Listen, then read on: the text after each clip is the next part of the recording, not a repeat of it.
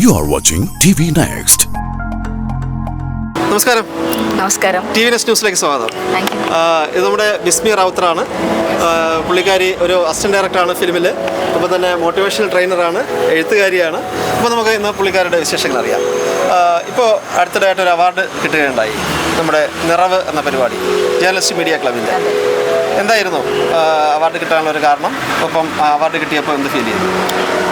അതായത് എഴുത്ത് ആണ് എൻ്റെ അവാർഡിൻ്റെ മെയിൻ എന്ന് പറയുന്നത്.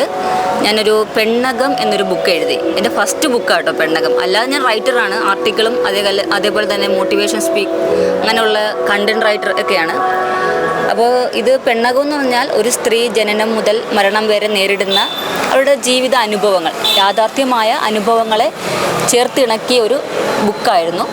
ആ ബുക്ക് ഒരുപാട് പേരിലേക്ക് എത്തിപ്പെടാനും അതേപോലെ തന്നെ അതിൻ്റെ അവതാരിക എഴുതിയത് ജോർജ് ഓണക്കൂർ സാറാണ്. അതാണ് എൻ്റെ ഏറ്റവും വലിയ ഭാഗ്യം എന്ന് പറയുന്നത്.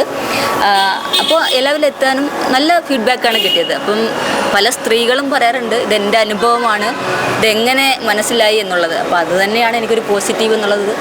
അതിൽ നിന്നാണ് എനിക്ക് റൈറ്റർ എന്നുള്ള അവാർഡ് കിട്ടിയത്. ഈ സമൂഹത്തിൽ എല്ലാവർക്കും ഇഷ്ടപ്പെടുന്ന രീതിയിൽ ആളുകളിലേക്ക് എത്തിപ്പെടാൻ എന്താ പറ്റുക എന്നുള്ളത് നോക്കി. അപ്പം സ്ത്രീകളുടെ അനുഭവം, അപ്പം നിങ്ങൾ വിചാരിക്കും പുരുഷന്മാർക്ക് അനുഭവമില്ലെന്ന് ചോദിക്കും. പക്ഷെ അങ്ങനെയല്ല, ഞാനൊരു സ്ത്രീയാണ്. അപ്പം ഞാൻ ജനനം മുതൽ മരണം വരെ നേരിടേണ്ടി വന്ന ചില യഥാർത്ഥ സത്യങ്ങളുണ്ട്. അപ്പോൾ അതേപോലെ എന്നെപ്പോലെ ഒരുപാട് പേര് നേരിടേണ്ടി വന്ന കാര്യങ്ങളുണ്ട്. അപ്പോൾ അത് കോർത്തിണക്കി ഒരു ബുക്ക് എഴുതിയാൽ എന്താണെന്ന് ഞാൻ ആലോചിച്ചു. അപ്പോൾ എനിക്ക് കുറച്ച് ആളുകളോട് ഞാനിത് സജസ്റ്റ് ചെയ്തപ്പം കൊള്ളാം എഴുതാൻ പറഞ്ഞു. അപ്പോൾ ഞാൻ ടൈറ്റിൽ പെണ്ണകം എന്ന് കൊടുത്തു. അപ്പോൾ അത് തന്നെ എല്ലാവർക്കും ഭയങ്കര ഇഷ്ടപ്പെടും. പെണ്ണകം, അതായത് പെണ്ണിൻ്റെ അകം, ഉള്ളിൽ എന്താണോ അതാണല്ലോ അനുഭവം. അങ്ങനെ ഒരു ബുക്ക് എഴുതാൻ എനിക്ക് സാധിച്ചു. നല്ല വിജയകരമായിട്ട് പോകുന്നു. എഴുത്ത് ഈ സ്കൂൾ കോളേജ് കാലഘട്ടങ്ങളിലൊക്കെ എഴുത്ത് കൂടെ ഉണ്ടായിരുന്നു? അതെ, കോളേജ് സമയത്ത് ഞാൻ എഴുതുമായിരുന്നു. മാഗസിനിലൊക്കെ കഥ, നോവൽ, പിന്നെ അല്ലാതെ കവിതകളൊക്കെ എഴുതും. പിന്നെ ഒരു മുഖം എന്ന മാഗസിനിൽ എൻ്റെ ഒരു കവിത വന്നിട്ടുണ്ടായിരുന്നു. അപ്പോൾ അങ്ങനെ നമുക്ക് ചെയ്യാൻ പറ്റുന്ന എന്താണോ അതൊക്കെ ക്രിയേറ്റിവിറ്റി ആണല്ലോ, അതിലേക്ക് എത്തി. വേറെ ഏതൊക്കെ മേഖലകളാണ് ഇപ്പോൾ പൊതുവിൽ ഇപ്പോൾ ചെയ്യുന്നത്?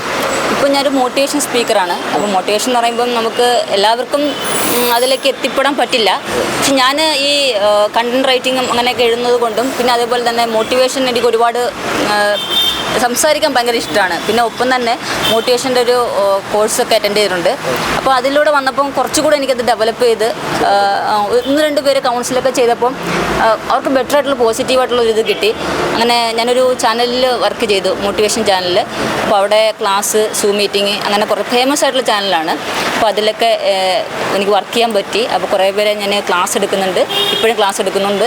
അപ്പോൾ ആ ക്ലാസ്സൊക്കെ എല്ലാവർക്കും പോസിറ്റീവായിട്ടുള്ള റിസൾട്ട് വരുന്നത് കൊണ്ട് തന്നെ എനിക്ക് കോൺഫിഡൻ്റ് ആണ്. അപ്പോൾ അങ്ങനെ പോകുന്നു. പിന്നെ സിനിമയാണ് മെയിൻ ഞാൻ ഫോക്കസ് ചെയ്യുന്നത്. ഒരു ഫിലിം ഡയറക്ടർ ആകാൻ വേണ്ടിയുള്ള ശ്രമത്തിലാണ്. അപ്പോൾ സ്വന്തമായി സ്ക്രിപ്റ്റൊക്കെ എഴുതി അപ്പോൾ അതിന് വേണ്ടിയിട്ടുള്ള ഒരു ശ്രമത്തിലാണ്. ബെസ്റ്റ് ഡയറക്ടർ ആവണമെങ്കിൽ നമ്മൾ കഥ എന്താണെന്നുള്ളത് മനസ്സിലാക്കണം. അപ്പോൾ നമ്മുടെ കഥ ഞാൻ എപ്പോഴും എൻ്റെ ഫ്രണ്ട്സിനോട് പറയും, ഞാൻ എൻ്റെ സിനിമ ഒരു 50 വട്ടം കണ്ടു കഴിഞ്ഞു എന്ന്. ശരിക്കും ഡയറക്ടർ ആകണമെങ്കിൽ നമ്മൾ മനസ്സിൽ ഓരോ സീൻ, ഓരോ ഫ്രെയിം, ഓരോ സീൻ, ഇനി ഇത് എന്തായിരിക്കും, ഇവിടെ ക്യാമറ ഇവിടെ വെച്ച് എത്രയായിരിക്കും, എങ്ങനെയായിരിക്കും, ഇവിടെ കളർ, അങ്ങനെയെല്ലാം ഓരോ എങ്ങനെ VFX, അങ്ങനെ ഓരോ കാര്യങ്ങളും നമ്മൾ കണ്ടുപോയാൽ മാത്രമേ ഒരു ബെസ്റ്റ് ഡയറക്ടർ ആകാൻ പറ്റുള്ളൂ. ഇന്ന് പല വ്യക്തികൾ, ഇന്നത്തെ ഡയറക്ടർമാരെല്ലാം പുതിയ ആളുകളാണെങ്കിലും നല്ല അടിപൊളിയായിട്ട് ചെയ്യുന്നുണ്ട്. അതുകൊണ്ട് ഞാൻ പറയുന്നത് വെച്ചാൽ പുതിയ ഡയറക്ടർമാരെയും എല്ലാവരും പരിഗണിക്കണം, അവരുടെ കഴിവും അംഗീകരിക്കണം. അപ്പോൾ നമ്മളെപ്പോലുള്ള പുതിയ ആളുകൾ വരുമ്പോൾ വ്യത്യസ്തമായ കഥകൾ നമുക്ക് പ്രേക്ഷകർക്ക് കൊടുക്കാൻ പറ്റും. എല്ലാവരും വ്യത്യസ്തമാണല്ലോ ആഗ്രഹിക്കുന്നത്. അപ്പോൾ അങ്ങനെ എന്നൊരു വ്യത്യസ്തമായ രീതിയിലൊരു ത്രില്ലറായിട്ടുള്ളൊരു സ്റ്റോറിയാണ് എഴുതി വെച്ചേക്കുന്നത്. അത് എങ്ങനെയെങ്കിലും എനിക്ക് ബിഗ് സ്ക്രീനിൽ കാണിക്കുക എന്നാണ് എൻ്റെ ലക്ഷ്യം. നമ്മൾ ജനറേഷൻ ഇഷ്ടപ്പെടുന്ന രീതിയിൽ കൊണ്ടുപോവുക. കാരണം എൻ്റെ ആ സൈക്കോ ത്രില്ലർ മൂവി തന്നെ ഒരു സത്യമായ റിയൽ സ്റ്റോറിയുണ്ട്. അത് എന്താണെന്നുള്ളത് അത് ഞാൻ പറയുന്നില്ല. അത് ജസ്റ്റ് അത് ആളുകളിലേക്ക് എത്തിപ്പെടുമ്പോൾ അയ്യോ ഇങ്ങനൊരു സംഭവം ഉണ്ടോ എന്നുള്ളൊരു ചിന്തിക്കേണ്ട ഒരു വിഷയത്തെക്കുറിച്ചാണ് സൈക്കോ ത്രില്ലർ കൊടുത്തേക്കുന്നത്. പിന്നെ സൈക്കോ ത്രില്ലർ എന്ന് കൊടുക്കാൻ കാരണം വെച്ചാൽ ഇന്ന് എല്ലാവർക്കും പേടിക്കാനും അതേപോലെ തന്നെ അങ്ങനെയുള്ള സിനിമകളാണ് ഭയങ്കര ഇഷ്ടം. തിയേറ്റർ എക്സ്പീരിയൻസ് ഒരു വലിയൊരു ഇതാണ്. എൻ്റെതും വിഷ്വൽ ക്വാളിറ്റിയും സൗണ്ടൊക്കെയാണ് ഏറ്റവും കൂടുതൽ. നമ്മളിപ്പം ഫോർ എക്സാമ്പിൾ കാന്താര സിനിമയൊക്കെ കണ്ടപ്പോൾ അതിൻ്റെ ഒരു ലോക അങ്ങനെയൊക്കെ കാണുമ്പോൾ നമുക്ക് പിള്ളേർക്കും ജനറേഷനും എല്ലാം ഇഷ്ടപ്പെടുന്നൊരു മൂവിയാണല്ലോ. അപ്പോൾ ആ രീതിയിലേക്ക് എത്തിക്കാനാണ് എൻ്റെ ഒരു ശ്രമം. ദൈവം അനുഗ്രഹിക്കട്ടെ. ഈ ചാനൽ സബ്സ്ക്രൈബ് ചെയ്യാൻ റെഡ് ബട്ടൺ ക്ലിക്ക് ചെയ്യുക.